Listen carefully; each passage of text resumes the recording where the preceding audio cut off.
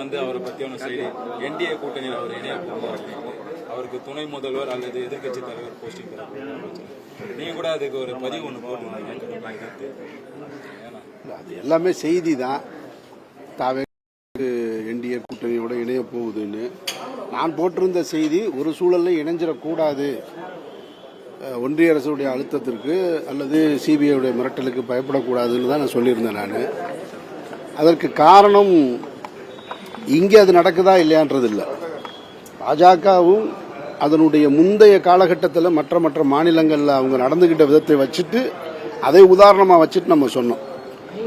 ஒரு வழக்கு சரத்பவாருடைய அண்ணன் மகன் அஜித் பவார் மீது ஒரு வழக்கை போட்டு அவருக்கு ஒரு அழுத்தம், நிதிஷ்குமாருக்கு ஒரு அழுத்தம், இப்படி தொடர்ச்சியாக எல்லா மாநிலங்கள்லையும் அழுத்தம் கொடுத்துக்கிட்டு இருக்கிறதுனால அதே காரணத்தை இங்கேயும் பயன்படுத்தக்கூடாதுன்றதுக்கான ஒரு விழிப்புணர்வான தகவலாக தான் நான் சொன்னேன். நான் அதனால் முழுமையாக அது என்ன நடக்கிறாங்கன்னு பார்ப்போம்.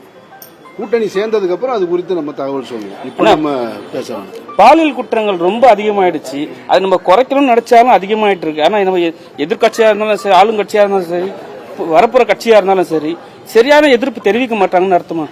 பாலியல் குற்றங்களுக்கு, பெண்களுக்கு எதிராக நடக்கக்கூடிய குற்றங்களுக்கு எல்லாம் வந்து தண்டனை கடுமையாகாம நீங்க வந்து அதை ஒழிக்கவே முடியாது. மற்ற நாடுகளைப் போல பாலியல் குற்றங்களுக்கான தண்டனை கடுமையாகணும். ஹாசினி என்ற ஒரு சிறுமி கற்பழிப்பு வழக்கில் கைது செய்யப்பட்ட அந்த பையனுக்கு விடுதலை கிடைச்சிருக்கு. அவன்தான் அந்த ஹாசினி கொலை வழக்கிலிருந்து திரும்ப வந்து மீண்டும் தன்னுடைய தாயாரையும் கொலை செய்கிறான். ஆனால் அந்த பையன் மீண்டும் வந்து வழக்கிலிருந்து விடுதலை ஆகிறான்னா இந்த சட்டத்தில் இருக்கிற ஓட்டையை நம்ம எப்படி தெரிஞ்சுக்கிறது? அப்போ என்னவா அவன் மேலே வழக்கு பதியப்பட்டது? அதில் சொல்லப்படுற காரணங்கள் வந்து 1 hour கேப் இருக்கு.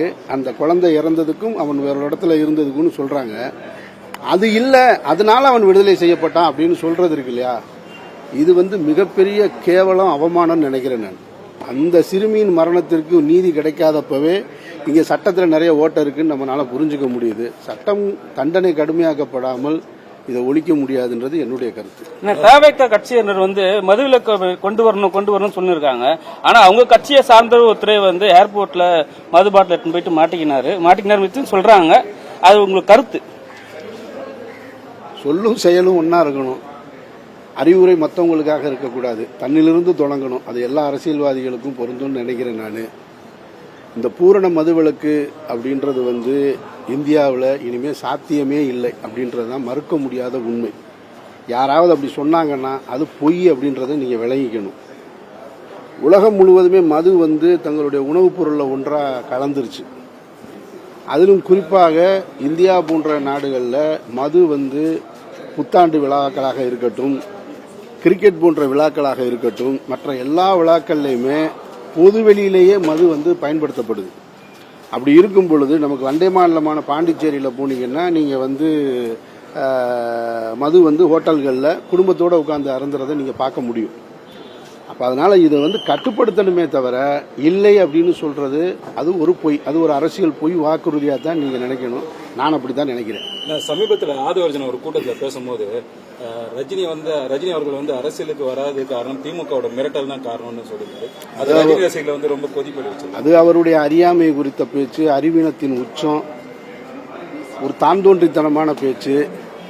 அவர் முதல்ல ஒரு அரசியல்வாதியே கிடையாது அப்படின்றது என்னுடைய நீண்ட நாள் கருத்து. நான் பல முறை சொல்லிட்டேன். அவர் ஒரு அரசியல்வாதி கிடையாது. அவர் ஒரு முதலாளி, ஒரு லாட்டரி சீட்டு ஓனர். அவர் அவ்வளவுதான். லாட்டரி வித்து பணம் சம்பாதிக்கிற ஒரு அதிபர். அவர் திடீர்னு வந்து விஜய் அவர்களுடைய புகழ் வெளிச்சத்தில் ஒட்டிக்கிட்டு இருக்காரு தவிர அண்ணன் திருமாவளவனுடைய புகழ் வெளிச்சத்தில் ஒட்டிக்கிட்டு இருந்தாரு. திமுகவின் முதன்மை குடும்பத்தோட ஒட்டிக்கிட்டு இருந்தாரு. இப்போ மக்கள் செல்வாக்கு இருக்கக்கூடிய விஜய் பக்கத்தில் போய் ஒட்டிக்கிட்டு இருக்காரு தவிர அவருடைய பேச்சு எதுவுமே அரசியல் முதிர்ச்சியான பேச்சு கிடையாது, நாகரிகமான பேச்சு கிடையாது. மக்களால் தேர்ந்தெடுக்கப்பட்ட முதல்வரை முட்டாள் முதல்வர்னு சொல்றாரு. எனக்கு என்ன வருத்தம்னா அவர் சொல்றாரு திமுகவிலிருந்து எந்த விதமான எதிர்ப்பும் இல்லை. ரஜினி ரசிகர்கள் கூட கொந்தளிக்கிறாங்க. ரஜினிகாந்த் அவர்கள் அரசியலுக்கு வரலனாலும் அவர் மீது பேரன்பு கொண்ட ரஜினி ரசிகர்கள் வந்து அதற்கு எதிர்வினையாற்றுறாங்க. திமுக பதவியில் இருக்கவங்களும் சரி, இத்தனை கோடி தொண்டர்களும் சரி அமைதியா இருக்கிறாங்கன்னா என்ன காரணம்னு தெரியல.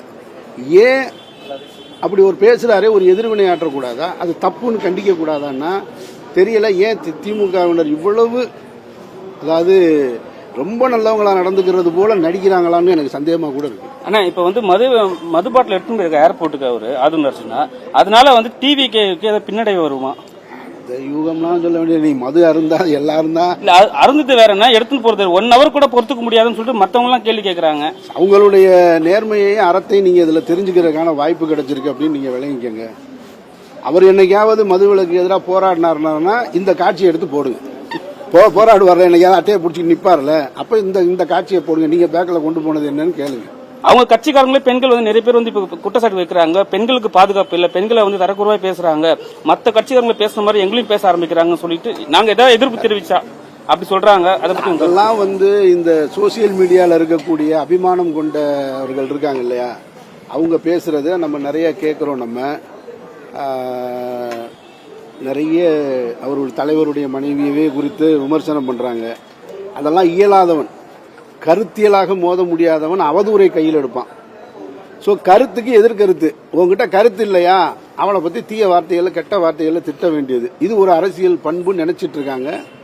இதெல்லாம் ரொம்ப 3ஆம் தரமான 4ஆம் தரமான பேச்சு. இதையெல்லாம் தவிர்த்துக்க வேண்டியது எல்லோருக்குமான பொறுப்புன்னு நான் அடிக்கடி சொல்லிட்டு இருக்கேன். என்ன கருத்து வேணாலும் வைக்கலாம். நானெல்லாம் எவ்வளோ பெரிய கருத்தை சொன்னாலும் ஐயா மரியாதைக்குரிய ஒன்றிய பிரதமர் மோடின்னு தான் சொல்லுவேன். தனிப்பட்டையோ ஒருமையில பேசுவதோ தரக்குறைவாக பேசுவதோ ஏற்கவே முடியாது. அவர்களுக்கெல்லாம் அரசியல் தெரியலன்னு தான் அர்த்தம்.